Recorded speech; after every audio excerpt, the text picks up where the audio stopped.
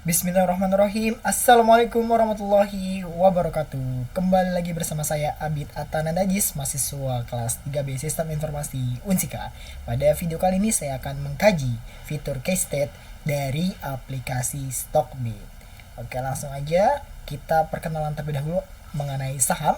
Apa itu saham? Secara singkat dapat saya sampaikan bahwasannya saham adalah bukti kepemilikan kita pada sebuah perusahaan. Jadi ketika kita membeli saham sebuah perusahaan, walaupun hanya satu lot saja, kita sudah menjadi bagian dari pemilik atau pemegang saham perusahaan tersebut. Oke, kemudian bagaimana caranya kita mendapatkan keuntungan dari saham, dari investasi saham yang kita beli? Oke, di sini ada dua keuntungan. Yang pertama ada keuntungan dari capital gain. Capital gain adalah keuntungan dari kenaikan harga saham pada periode tertentu. Semisal kita membeli saham suatu perusahaan, misalnya perusahaan A pada tahun lalu sebesar 1 juta rupiah.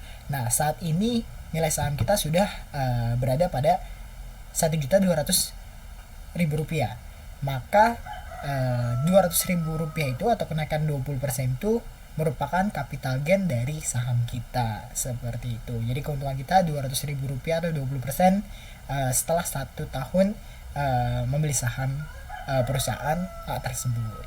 Kemudian keuntungan yang kedua dari dividen. Dividen adalah laba perusahaan yang dibagikan kepada para pemegang sahamnya.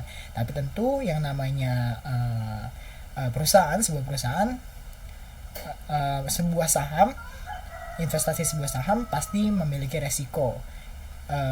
Jadi dividen ini keuntungan yang diberikan kepada kita para pemegang saham dari laba perusahaan. Jadi perusahaan memberikan hasil labanya atau hasil keuntungannya kepada para pemegang sahamnya, seperti itu. Jadi ada dua keuntungan, dari capital gain atau pertumbuhan nilai saham kita, kemudian dari dividen atau bagi hasil dari laba keuntungan perusahaan tersebut, seperti itu.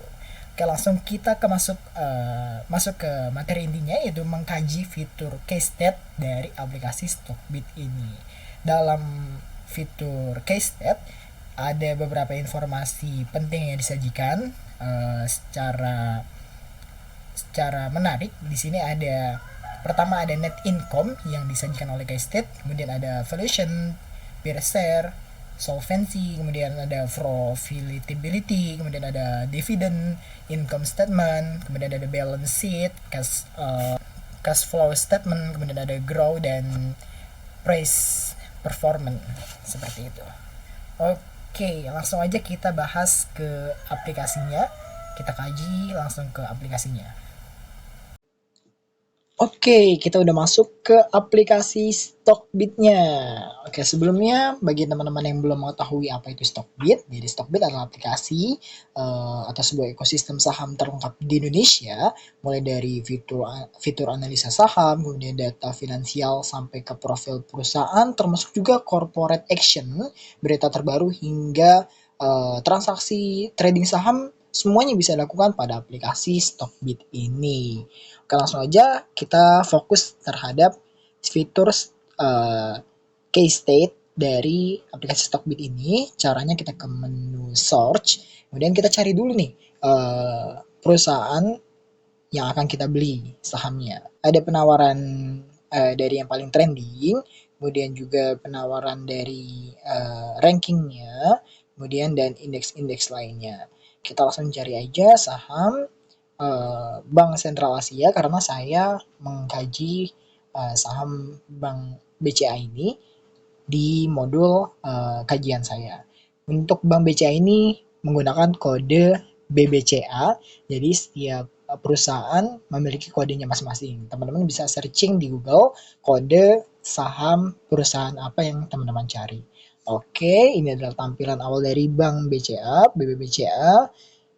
Ada berbagai tools untuk analisa kita. Kita berfokus ke tools atau menu case stats ini. Di sini tempatnya di samping stream dan juga order book dan analisis finansial dan lain sebagainya. Kita fokus ke case stats. Di sini ada net income. Jadi net income itu adalah fitur salah satu informasi ya Stockbit untuk mengacu jumlah total laba dan rugi bersih yang dihasilkan dari perusahaan ini. Oke, di sini ada periode net income-nya, kuartil pertama sampai kuartil keempat dari tahun 2023 tahun ini sampai yang terakhir itu 2021, 3 tahun terakhir jadinya yang ditampilkan. Di kuartil pertama kita contohkan kuartil pertama pada tahun 2023 yaitu sebesar 11.530 billion atau miliar. Kemudian kuartil pertama 2022 yaitu 8.064 billion dan kuartil pertama 2021 yaitu 7.040 billion dan seterusnya kuartil 2, kuartil 3 sampai kuartil 4. Di sini bisa kita lihat pada kuartil keempat 2023 masih strip atau belum terdapat jumlahnya karena 2023 belum berakhir karena kita masih pada pertengahan bulan Desember. Oke, kemudian di bawahnya ada annuals. Annuals ini yaitu hasil perhitungan dari data atau kinerja keuangan suatu periode waktu yang kurang dari 1 tahun. Yang menjadi angka untuk mewakili kinerja atau hasil dari suatu perusahaan pada periode 1 tahun penuh atau 12 bulan. Jadi annuals pada tahun 2023 Bank BCA ini sebesar 48.561 billion atau miliar. Pada tahun 2022 40.736 billion atau miliar. Pada tahun 2021 31.423 billion atau miliar. Kita bisa lihat di sini pertumbuhan yang sangat pesat dari tahun 2021 hingga 2022. Mungkin ini 2021 sedang turun karena COVID, kemudian naik 2022 dan naik kembali pada 2023 walaupun 2023 belum selesai. Seperti itu. Kemudian di bawahnya selanjutnya ada TTM atau Trailing 12 Months, yaitu istilah yang digunakan untuk menggambarkan kinerja atau data keuangan dari suatu perusahaan atau instrumen keuangan dalam periode 12 bulan terakhir. Jadi TTM kuartil ketiga pada saham Bank BCA ini kurang lebih sama dengan annuals-nya di angka 48.000 pada tahun 2023, 40.000 di tahun 2022 dan 31.000 di tahun 2021. Seperti itu. Kemudian ada most recent quarter yang merupakan kuartal terbaru yang telah dilaporkan pada Stockbit ini. Jadi terakhir dilaporkan mengenai kinerja keuangan, pendapatan, laba bersih, dan statistik lainnya itu terakhir dilaporkan pada tanggal 30 September 2023 untuk Bank BCA ini. Kemudian ada market cap atau kapitalisasi pasar yang merupakan nilai total pasar sebuah perusahaan yang dihitung dengan mengembalikan harga saham terkini dengan jumlah saham yang beredar. Jadi market cap atau gambaran tentang ukuran harga relatif perusahaan ini di pasar sebesar untuk Bank BCA ini sebesar 1.131.49 billion atau miliar rupiah. Atau miliar. Belum tahu ini rupiah atau ini ya. Mungkin mata uangnya apa gitu. Belum tahu. Dolar atau rupiah. Kemudian di bawahnya ada current share outstanding, yaitu jumlah saham beredar saat ini yang merupakan jumlah total saham yang dikeluarkan oleh perusahaan dan tersedia untuk diperdagangkan di pasar pada saat ini yang disediakan oleh Bank BCA ini sebesar 123,28 billion atau miliar. Oke, kita lanjut ke bagian valuation atau penilaian. Valuation atau penilaian ini merupakan penilaian atau valuasi dari perusahaan atau instrumen keuangan yang bisa berarti menghitung valuasi berdasarkan berbagai matriks seperti PE, rasio, kemudian price to sales, kemudian ada price to box dan lain-lain sebagainya. Jadi di sini banyak perhitungan dari berbagai macam PE. Oke, kita lanjut. Di dalam valuation ini terdapat beberapa informasi. Di antaranya ada current PE ratio atau annuals pada annuals atau rasio PE terkini secara tahunannya, yaitu sebesar 23,29 kali untuk Bank BCA ini. Kemudian current PE rasio TTM atau rasio PE terkini TTM-nya sama seperti sebelumnya, tapi untuk rasio PE TTM ini terkini ini menggunakan laba bersih selama 12 bulan terakhir. Makanya TTM, trailing 12 months. Kurang lebih sama, sekitar 23,46 kali. Kemudian forward PE rasio atau rasio PE ke depannya yang merupakan perbandingan antara harga saham terkini dengan perkiraan laba bersih per saham di masa mendatangnya. Jadi perkiraan di masa mendatang harga PE rasionya itu sekitar PE rasionya itu sekitar 21 kali. Kita lanjut, current price to sales TTM atau rasio harga ke penjual terkininya per TTM-nya yaitu 11 kali. Jadi rasio harga ke penjualnya itu merupakan perbandingan antara harga saham terkini dengan pendapatan per saham selama 12 bulannya. Kemudian kita lanjut, di sini ada current price to book value yang merupakan rasio atau rasio harga ke nilai buku terkini yang merupakan perbandingan antara harga saham terkini dengan nilai buku per sahamnya, yaitu sebesar 4,80 kali. Ini satuannya tidak ada keterangannya, jadi saya anggap kali aja. Oke, kemudian lanjut ada current price to cash flow TTM-nya, yaitu merupakan rasio harga ke arus kas terkini, yaitu perbandingan antara harga saham terkini dengan arus kas per saham pada 12 bulan terakhir sebesar 18,37 kali. Kemudian ada current price to free cash flow TTM dalam 12 bulan terakhirnya, yaitu perbandingan antara harga saham terkini dengan arus kas bebas per saham dalam 12 terakhirnya. Current price to free cash flow untuk BCA ini sebesar 19,63 kali. Dan yang terakhir dari valuation itu ada EF to EBITDA per TTM-nya atau nilai perusahaan ke EBITDA yang merupakan enterprise value atau nilai perusahaan dibagi dengan EBITDA atau earnings before interest, taxes, description, dan amortization dalam 12 bulan terakhir. Jadi EF to EBITDA ini adalah matrik valuasi yang digunakan untuk menilai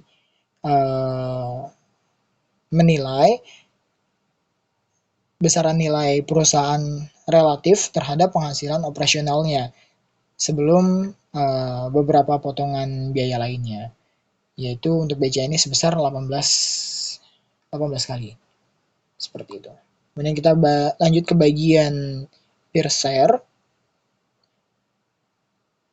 Oke, dalam per share ini ada beberapa informasi, diantaranya ada current EPS per TTM-nya, yaitu laba bersih per saham. Jadi laba bersih per sahamnya dalam 12 bulan terakhir untuk BCA ini sebesar 391,01. Kemudian untuk current EPS per annuals-nya atau laba bersih per saham yang dihitung dalam skala tahunannya yaitu 393,92 kali. Kemudian ada revenue per share per TTM-nya atau pendapatan per saham dalam 12 bulan terakhir yaitu sebesar 833,89 kali. Kemudian ada cash per share per quarternya atau jumlah uang tunai per saham. Jumlah uang tunai saham ini pada kuarter terakhirnya yaitu 121,98 kali. Kemudian ada current book value per share-nya atau jumlah nilai buku dari per sahamnya ini sebesar 1.912,40 kali.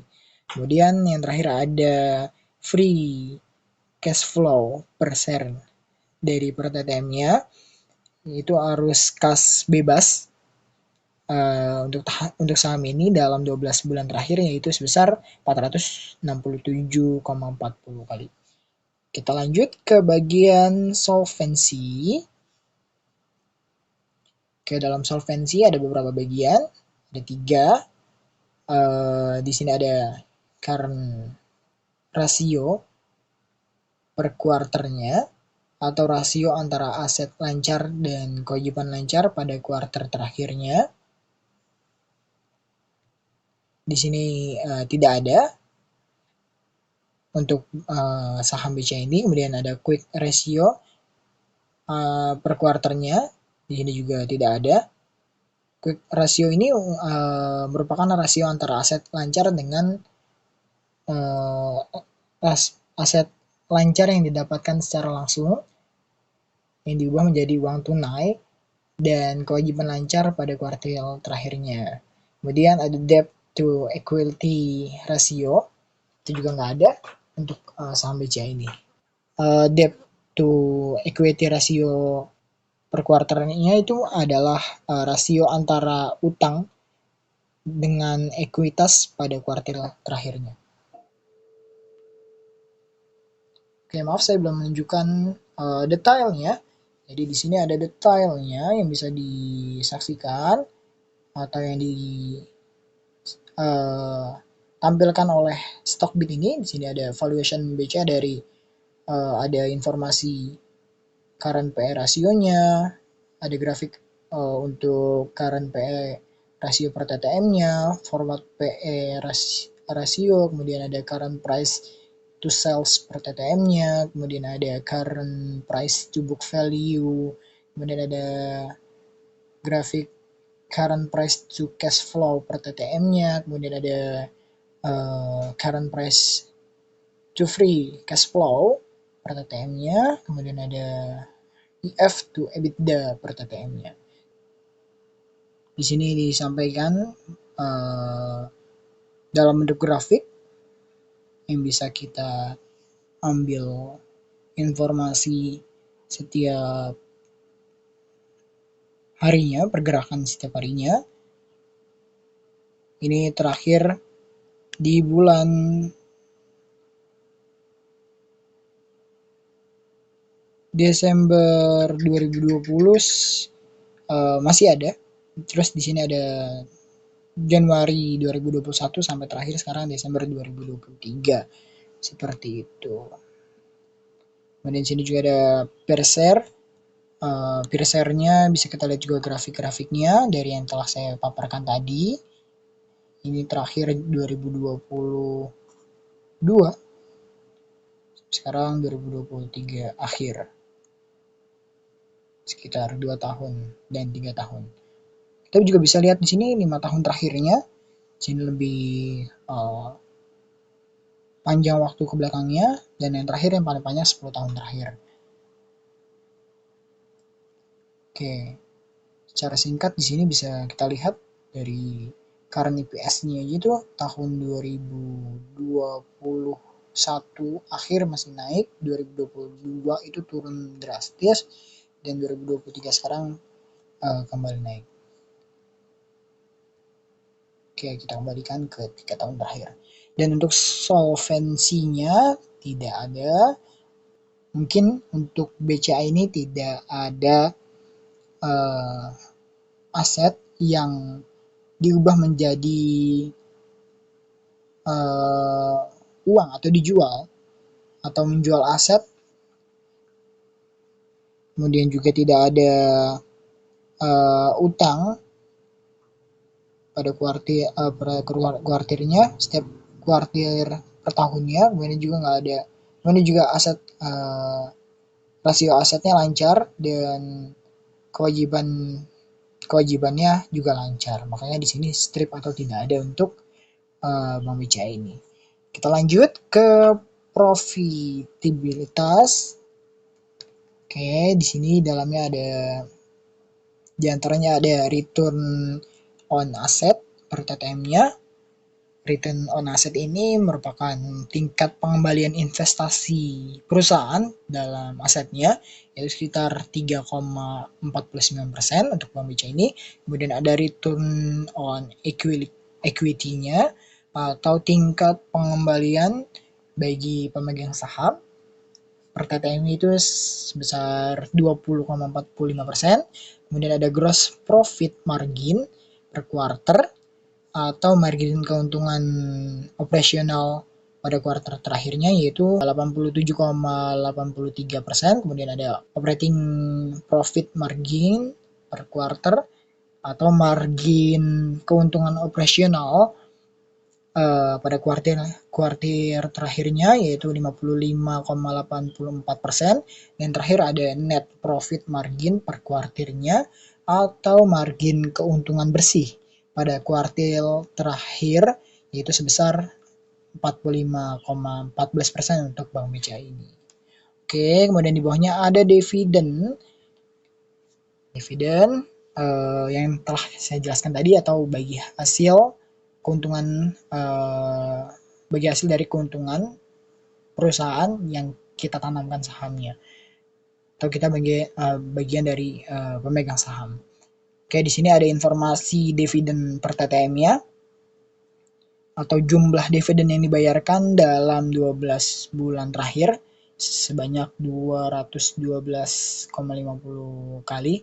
Kemudian ada payout ratio atau persentase laba bersih yang dibayarkan kepada dividen, yang dibayarkan sebagai dividen sebesar 53,94%. Kemudian ada dividen yield atau persentase dividen terhadap harga saham, yaitu sekitar 2,31%.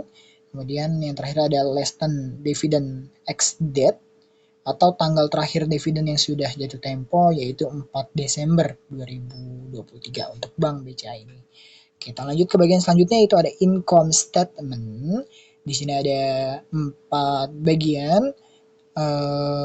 Di antaranya ada revenue TTM-nya atau jumlah dividen atau pendapatan total dalam 12 bulan terakhir, yaitu sebesar 798 billion atau miliar.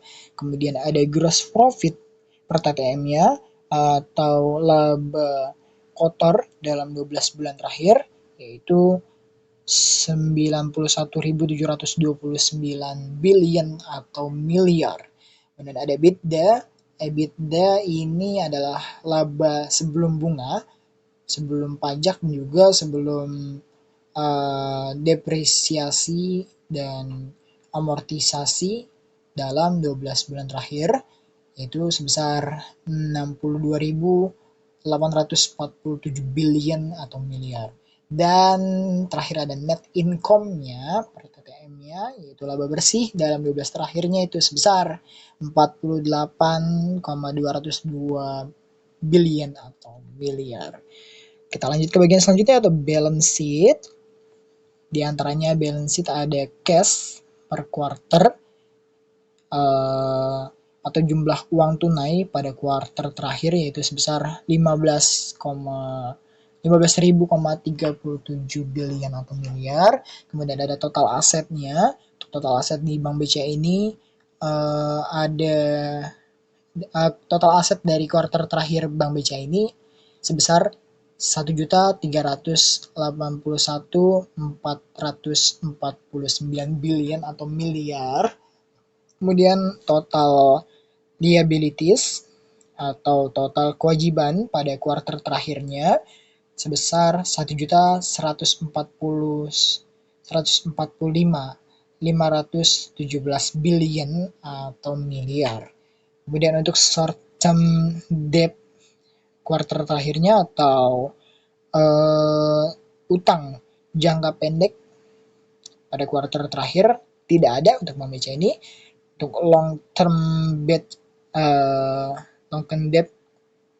atau utang jangka panjangnya juga nggak ada untuk BCA ini. Kemudian total debt atau total utang pada kuarter terakhir yaitu 1000 billion atau 1000 miliar.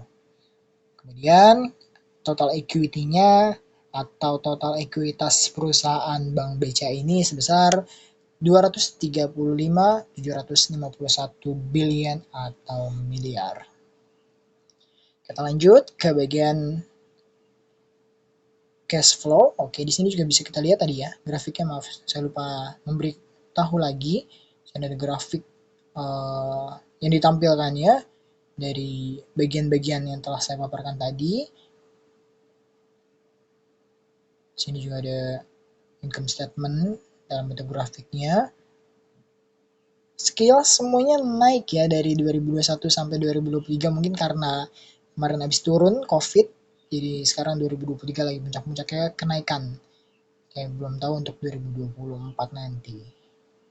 Tuh, sekilas naik semua. Ini masih ada penurunan dikit, tapi masih overall aman. Kemudian kita lanjut ke balance sheet. Sini balance sheet. Balance sheet sudah belum? Balance sheet sudah. Kemudian kita lanjut ke cash flow statement.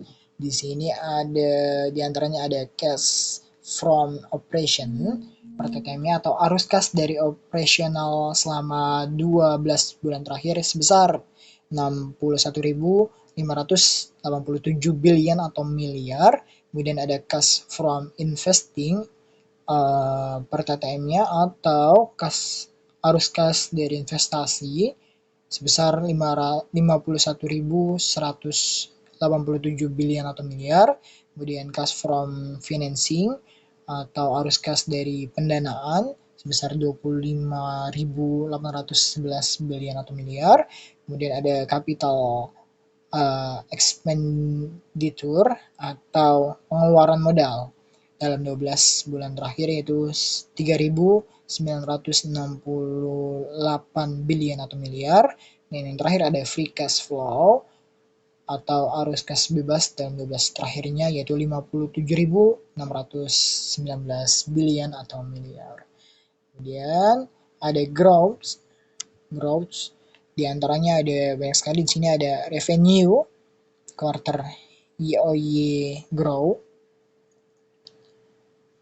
merupakan pertumbuhan pendapatan dari kuartil ke kuartil. Jadi antar dari kuartil satu ke kuartil selanjutnya itu sebesar 18,39%. Kemudian ada revenue YTD year growth atau pertumbuhan pendapatan dari awal tahun sampai dengan yang dibandingkan dengan tahun sebelumnya yaitu 10,61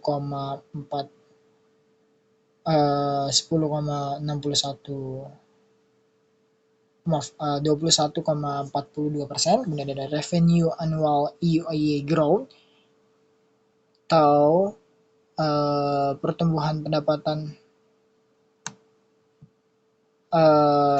di awal tahun, kayak dari di awal tahun yang dibandingkan dengan tahun sebelumnya itu sebesar 10,61%. Kemudian ada net income dari quarter year-over-year growth atau pertumbuhan laba bersih dari kuartil ke kuartil selanjutnya, yaitu sebesar 12,15%. Kemudian ada net income untuk YTD year-over-year growth sebesar 25%, 25,78%. Kemudian income annual year-over-year growth 29,64%. Kemudian ada EPS quarter year-over-year growth atau pertumbuhan laba per saham dari kuartil ke kuartil sebesar 12,15%. Kemudian ada EPS untuk YTD year growth sebesar 25%, 25,78%. EPS untuk annual year growth-nya 29,64%. Kemudian kurang lebih EPS dengan net income dari kuartal year growth, kemudian YTD year growth dan annual year growth itu sama kurang lebih. Sini ada grafiknya, bisa kita lihat.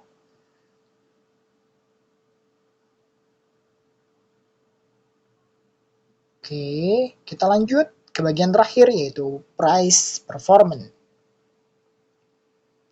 Oke, di sini ada price performance mulai dari 1 week price return, kemudian 1 month, 3 month, 6 bulan, 1 tahun, 3 tahun, 5 tahun, 10 tahun, kemudian dari tahun ke date price return-nya, kemudian ada 52 minggu tertinggi dan 52 minggu terendahnya.